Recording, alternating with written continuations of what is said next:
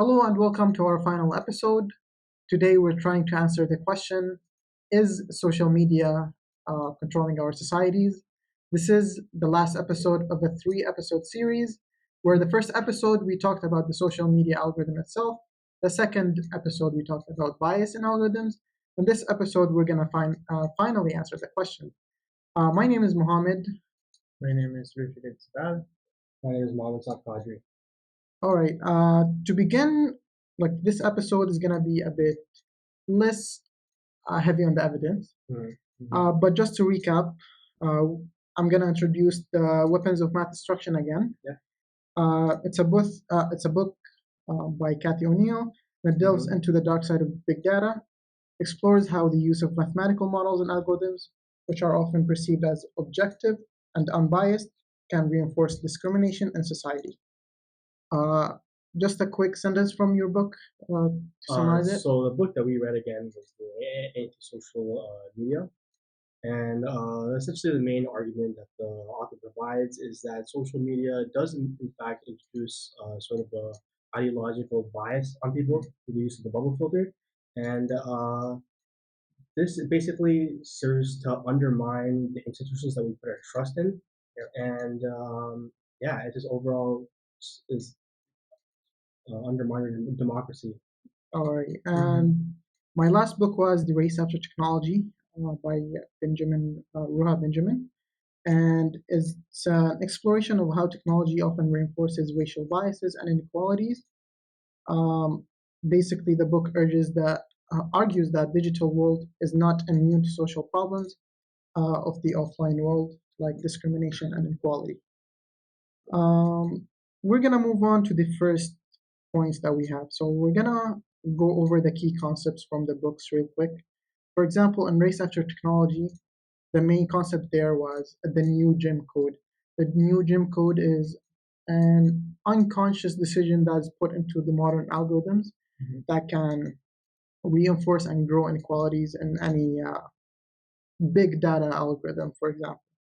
And it just reproduces existing inequalities. So whatever you see with minorities happening in the real world is reflected again on those algorithms, because basically people with unconscious biases are developing and writing those algorithms.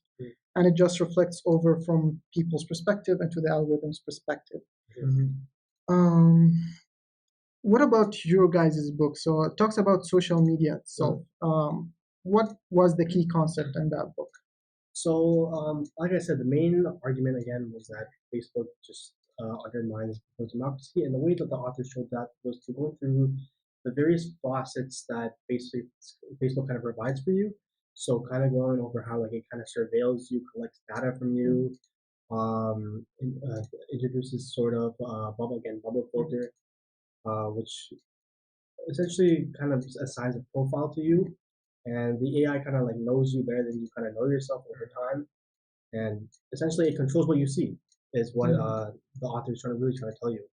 And by the definition of weapons of mass destruction, social media algorithms can be considered a weapon of mass destruction because there is um, the opaque aspect of it because it's not transparent algorithms. Sure. Nothing in the uh, back servers is apparent to any of the users or customers, and it is scalable as we can see because millions of people are using the social media. And lastly, it is damaging to society because, as we're going to argue here, it does manipulate and help to grow inequalities and biases, and eventually control our societies. Sure. And not just also affecting our democracy, but also our economy because of how these platforms like social medias, Facebook, they do a lot of mass surveillance on the data they collect on us, and they for instance can predict what we're going to buy, that they can show us advertisements specifically targeted towards us to buy a specific product, and that can be very questionable at best because um, they're not advertising these products to everyone specifically. They're targeting those products to very specific people. It's for Yeah. sure like a breach of privacy as well, Mhm. Mhm. and again a breach of democracy at the same time as well. This remind me of one example that was taught in class where the like one of the women went to Target and Mhm. they decided through the use of algorithms that she was pregnant and she had no clue, Mm. just based on the What she data was that they was purchasing, yeah. that they collected on Mhm. her from what she was purchasing. They preemptively decided that she is pregnant and Mm. she isn't. So I these while it undermines democracy, I think it also has like far reach into other regions Mm. that we might not see on the surface, For but sure. they're Mm. very Yeah, I also believe that a lot of social media algorithms, like example like the bubble filter ones, mhm, they all kind of they work in a very subtle way that's not very, again, it's obvious. pretty opaque to the eye, Mhm. Yeah. and I believe that's a really big problem. I think there needs to be more transparency Yeah, of between course. the companies Mhm. that we're using. And this brings us into the second point. We're going to talk about the role of social media algorithms. Uh, the fact that algorithms even exist, there was an example from Race After Technology book that I wrote, Mm. that I read, sorry, and it was pretty mind-boggling for me. So back in the 1950s, Kodak, the camera company, they introduced those new DSLR cameras into the customers. But there was a big issue with it because it was mainly calibrated to wider skin tones. Okay. So Yeah. when people with darker skin um, were into the frame, they were routinely underexposed, hmm like they wouldn't even be looking Properly like show up. probably shown on Yeah. that photo. So that's one of the things that I feel like uh, algorithms itself, yes, there is bias, and it was introduced way before social media even existed. So Yes. how does that like reflect on social media nowadays? I think again, like I mentioned before, I think a lot of what data comes from, like it's all it's all history that we get our data from. And I think history, again, like I said before, it has a lot of biases that have been ruined. Because again, history is often defined by the oppressors, hmm and in this sense, they kind of get to choose what goes on. Yeah. Yeah, I Uh, agree. so we also can have like the social media algorithms is explained by race after technology as being coded inequality. Sorry, coded inequity. That was also like under the Jim Code definition. hmm So, do you guys feel that social media is actually controlling what people are like, thinking about, not just what they're seeing? Like you know, how there's targeted advertising, for example. Definitely. Have For you sure. ever like looked at an advertisement and you were like, I'm 100% buying this, and before that advertisement, you didn't even feel the need to buy this product. It wasn't more so like that. For me, it was more in a sense like I was shopping for GPUs, Mhm, and essentially I went to Facebook Marketplace, mhm, and for me, I didn't have my ad blocker on, obviously. And I got so at first there weren't that many ads with GPUs. Of course, but as soon as I started surfing across websites looking for some new hmm GPU, mhm, after a while I saw a lot more GPUs starting to get recommended to me for Yeah. sure. And the thing that's very creepy about these advertisements is because they have cross-site um, cookies, Mm, which basically allows an entity like Facebook mm, to track not only your activity on the platform mm, itself, but also on other websites that use these kind of mm, cookies to track your activity. And what can be really creepy about those mm, ads is that your search result, if you're looking for GPUs on mm. like Newegg or Canada For Computer, sure, for yeah. instance, it would kind of make sense. But when you're going afterwards on like Facebook or YouTube and these ads like still show up, it's like very creepy. Yeah, for sure. mhm, It's for And sure like a huge privacy again. and it mhm, becomes like hard to escape it too. For sure. mhm. Like if you have specific search results, Results, yeah. it's very hard to escape Yeah. It's like getting again, those it sort of advertisements, assigns those you a strict recommendations. profile. Mhm. Like it knows you better than you know yourself at the end of the day. hmm Also, like a recent example that I saw talking about the role of social media is, uh, do you guys remember when Trump incited riots the Yeah.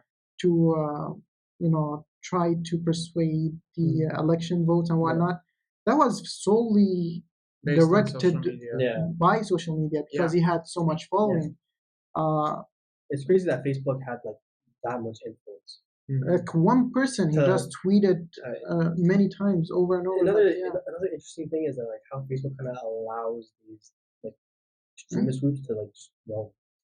That's true. Like it's Like, interesting to see. Like they were posting about attacking Capitol Hill right before.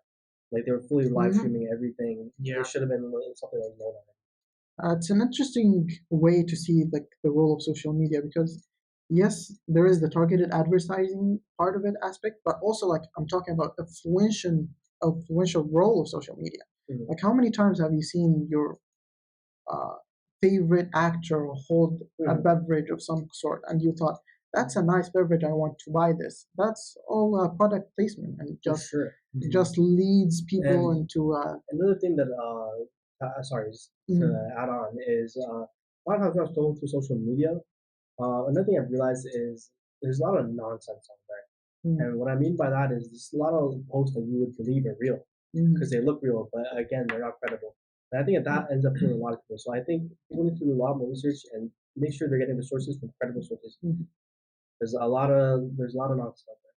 And also to add on, like social media has also helped to divide society because since the invention of social media, it has a far reach into society and the people that you can reach. And this ability on the surface might be a good thing, but the social media platforms like Facebook enable us to create specific groups. And this is not good because it allows echo chambers to be created. We talked about it in episode 2, I believe, where you have these sets of people in very extremist group, and they have very extremist views, and this is like another example of like why Donald Trump was able to incite a riot on the Capitol because this very extremist groups they're actively talking on social media about those kind of things, and they're of course like inciting riots, and they actually believe that they should take over the Capitol. And then once Donald Trump officially said online that like he lost his election because it was stolen from him, then these people, like these very extremist groups that are stuck in echo chambers and they don't see other viewpoint, they actually believed that it was an attack on their freedom. It's funny that you mentioned that again how sorry, what was your point again? The social media divides us. Yeah. So how it divides us, right? It's funny how because Mark's initial statement about Facebook was it's supposed to unite everyone. Yeah. And it's funny to see how it actually just divides everyone instead. Yes, it divides people into subgroups, and because of how these groups are very concentrated, it creates a lot of space for echo chambers that creates a lot of extremism. Any kind of like side of the way I see like Facebook dividing people is like it just creates realities that is focused on specific people. So they like hyper focus. Exactly. So like whatever you see on that platform is what those people only care about. So they start caring about people around them in real life as well. So. Yeah. So it's again really it's all back to the bubble filter, and essentially like it basically forces an ideology on you. You're going to keep seeing those ideologies. You're really going to see views that are completely different from yours. And that's really problematic because you're not thinking outside the box at the same time. So that's where the manipulation comes into so social media algorithm, because you have that sense of confidentiality that whatever you're seeing is tailor made only for you. So when you see something embedded into that Facebook algorithm, for example, a different post by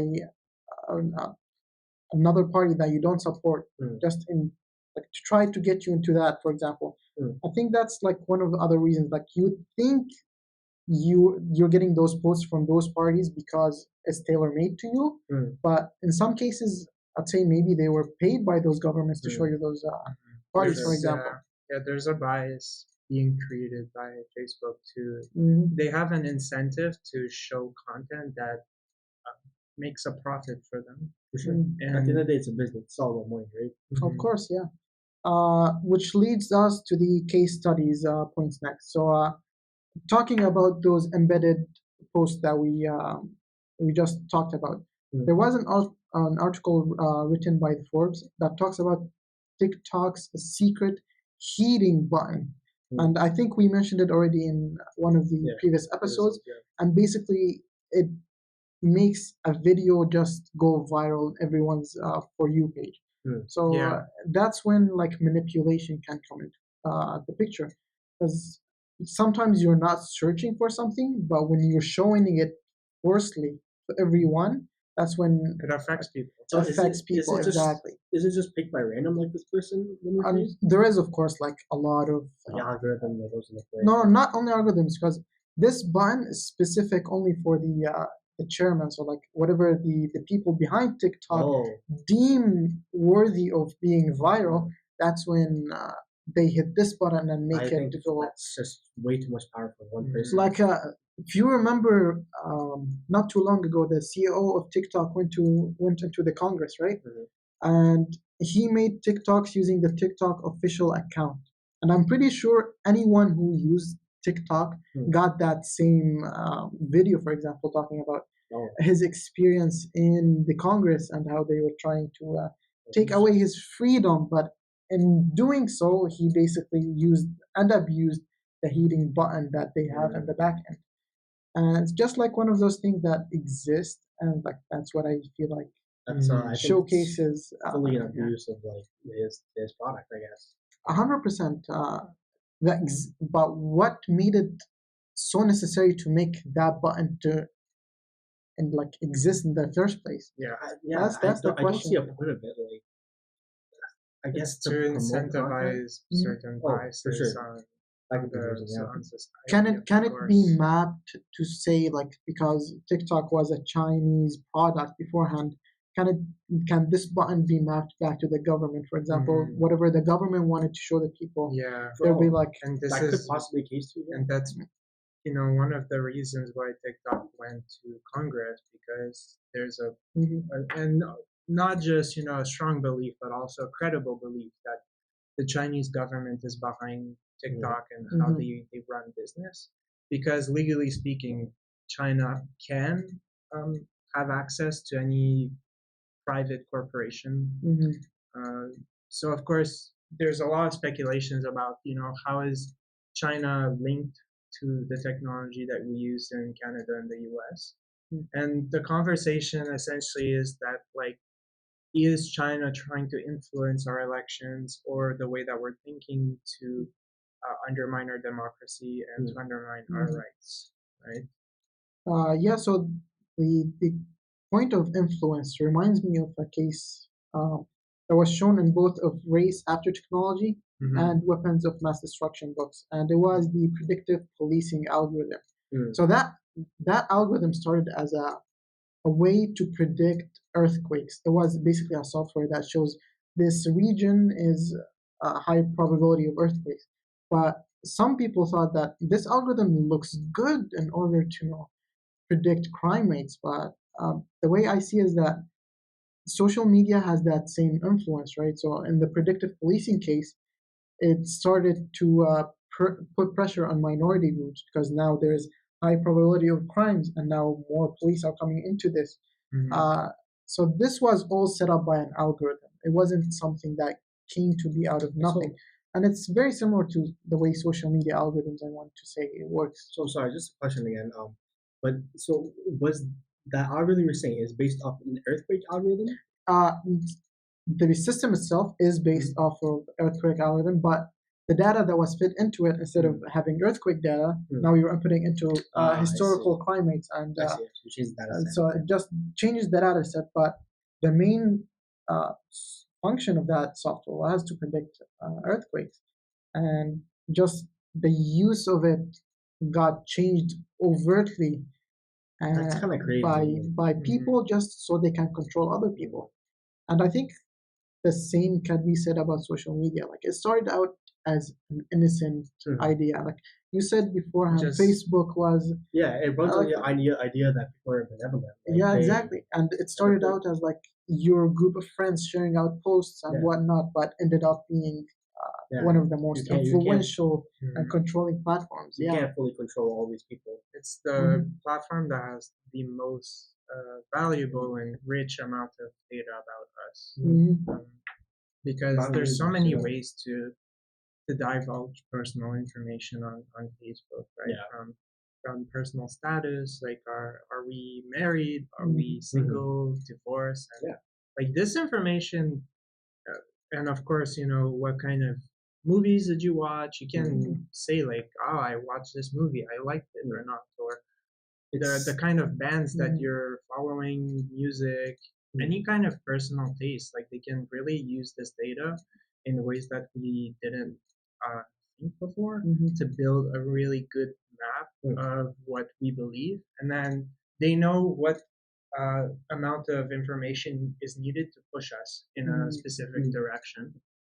They could targetedly push pressure on people on their Hmm. platform to think a certain way, behave a certain way, mm. vote a certain way, And I or feel not vote. yeah, They might promote in some areas to vote, whereas in others they might not. Oh yeah, mm, so if you're a follower of a certain party that Facebook deems like if everyone voted for them, like they're gonna win, maybe they will just Mhm. have an incentive to be say people like don't Because go to vote. maybe Yeah. if you use a platform like Facebook and you're overtly Hmm. talking about conservative or liberal mm, content and you're following the Republican or Democratic Party or the Liberal Party or mm, whatever, any Hmm. kind of party, Facebook can use this data to create mm. a pretty accurate map of how elections could turn out, Hmm.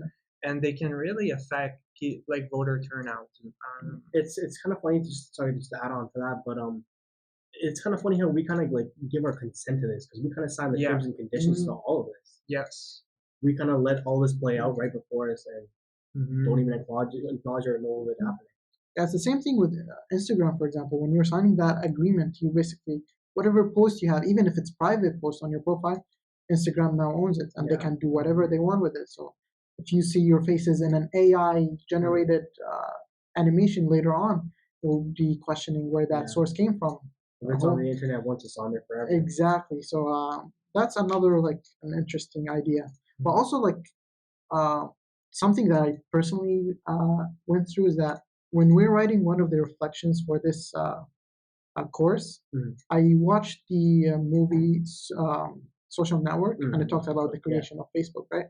Mhm. Uh, I watched it on our TV, and I didn't want to write anything on my laptop, so I wrote it on the Notes app on my iPhone. Oh, okay. That is like an Apple native software, so it shouldn't be linked to anything. Mm. But after I finished writing that reflection, uh, I went to TikTok only to find out that, whoops, it's showing me clips of the social network. Oh, I'm like, wow. it's tracking me not only through its app, but it has access to other apps as well Mm-hmm. Yeah. outside of it. So that's the extent of That's how scary. Yeah. TikTok Yes. is going. Access all your data basically. Exactly. Um, moving on, Mm. uh, we can talk about the societal impact and data privacy. Sure. So, in your guys' book, it was Media. Yeah. the Yeah. anti-social Yes. media, right? So did they talk about any of the societal impacts or any data privacy issues and like big algorithms? They did talk about a little about society, how kind of algorithms influence sort of politics, Hmm. Mhm. and sort of just They also not much talked about really. the voter turnout Yeah. from Not. Facebook. Like Facebook publicly announced that they were able to incentivize people to vote with higher voter turnout, and that was publicly published. Hmm. And they talked about that, and to what I was referencing before, right? If Facebook has a political or financial reason to elect a certain political party over another due to the policies that they are incentivizing. For example, if they're promoting lower corporate tax and higher personal income tax, then Facebook is going to see this and say, yes, we are going to benefit directly from a tax break. So they have a financial incentive for a certain political party to gain power. And because they now know that they can influence voter turnout, they can specifically target regions that they have a good idea would vote for the political party that they want in order to win elections. And especially in Canada, like we are very vulnerable to these kind of voter swing because in Canada the election system is a plurality system or known as first past the post, where um, in a riding, it's only the member that has the most vote. It could be one vote, could be two vote, 1,000 vote. The member that has the plurality of votes in that section wins the whole district. So you could say, or region, and you could say, well, they only want like 20% of the popular vote, but it doesn't matter because all that matters is that they want the most. And this kind of very specific ad targeting to the kind of you know Impact that impact they can create a big political impact on like how people vote, and they can really gain a lot of influence. Another thing it sort of does is sort of weakens sort of the trust we have in those institutions to believe in them. Yeah. And that's a big problem because, again, we're going back to weakening democracy. Do you guys think that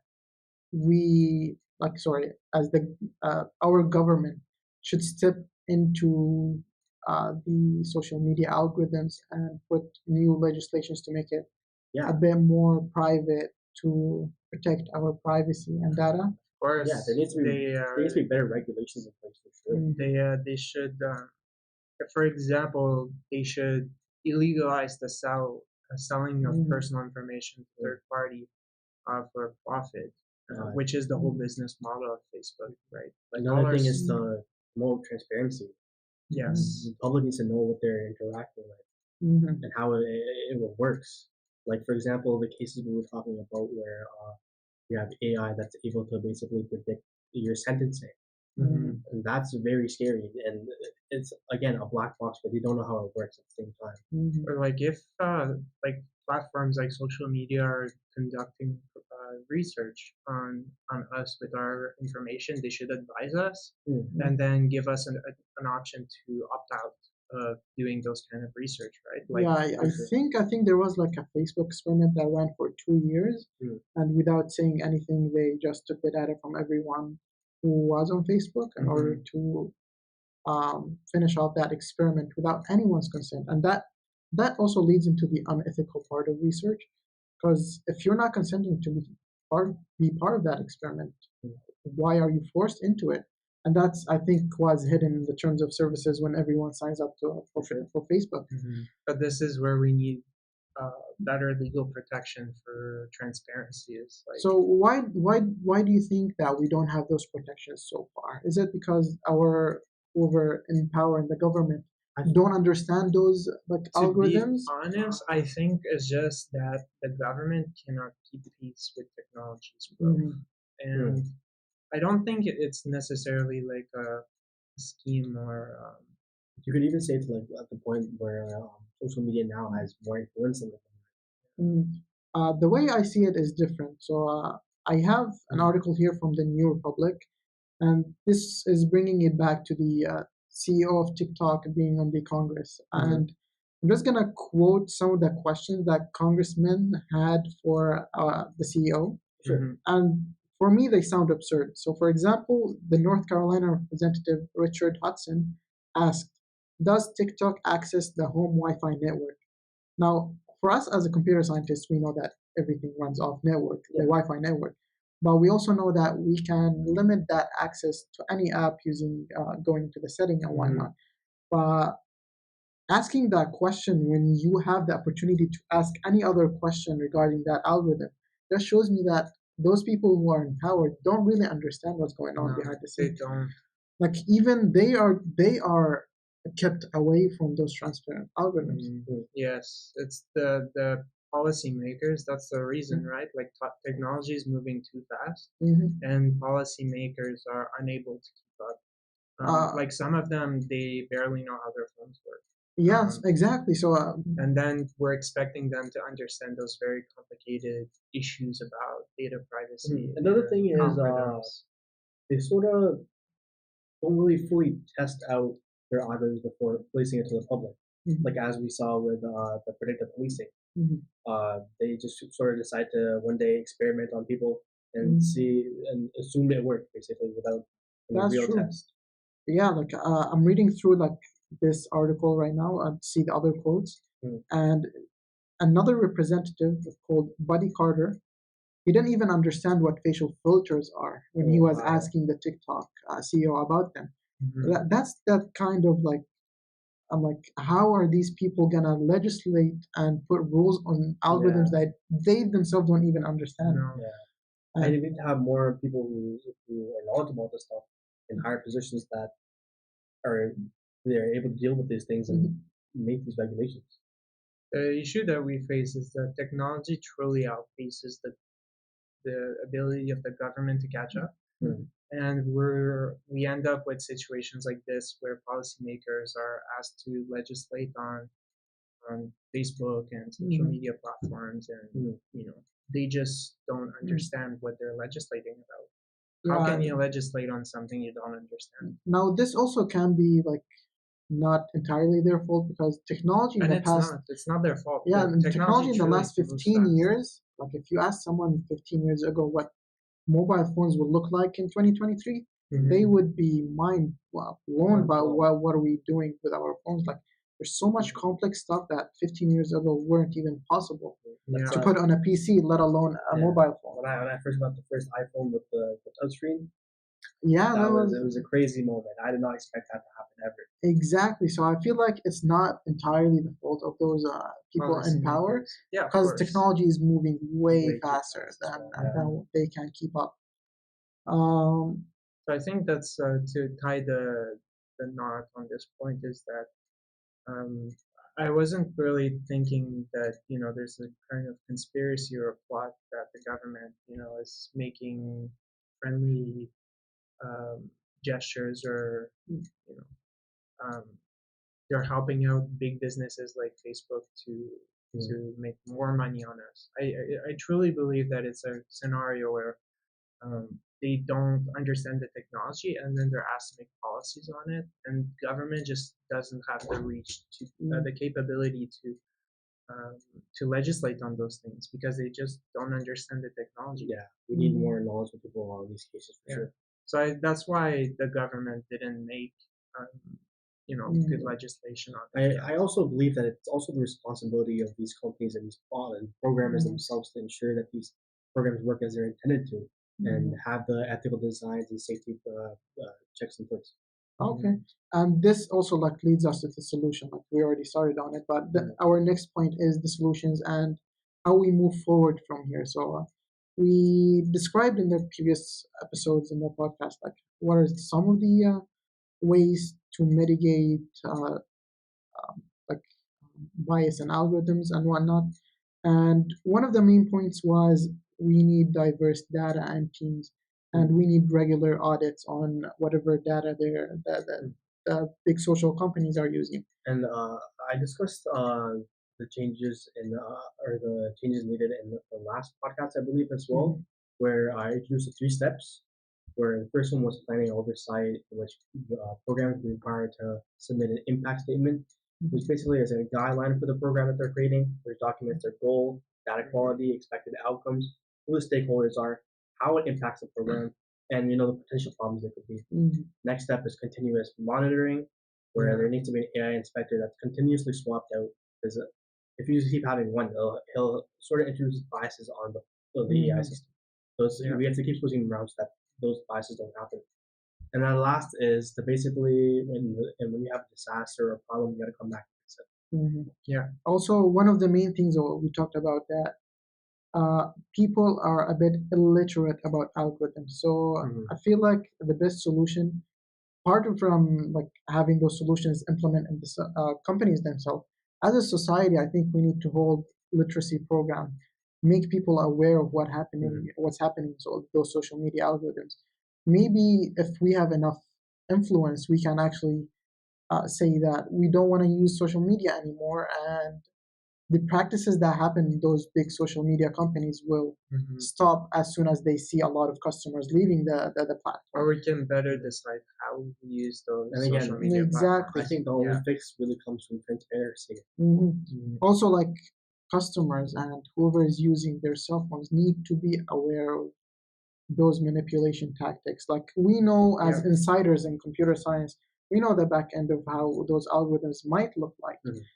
We don't have the full pictures because those are locked behind big doors at those big For corporations. sure. Yes. But even if we're just guessing and we are professionals in computer science, imagine the general public that have no idea what's going on behind. Yeah, Yes. They are just getting manipulated without even knowing about it, they just they and just that's the believe scary part. they just believe it's some zeros and ones or some literally some code that's running and doing stuff for them. Like they will, Mhm. some people even just believe that whatever is coming onto their for you page is not even targeted. It's like a It's random set just, of yeah, posts. Yeah, But like we know that's not true. that's not Like true for that's sure. not true at all. it's shown for a specific purpose. Exactly. So It's kind of funny how people turn like a blind eye to everything just for like their own pleasure, essentially. exactly, yeah.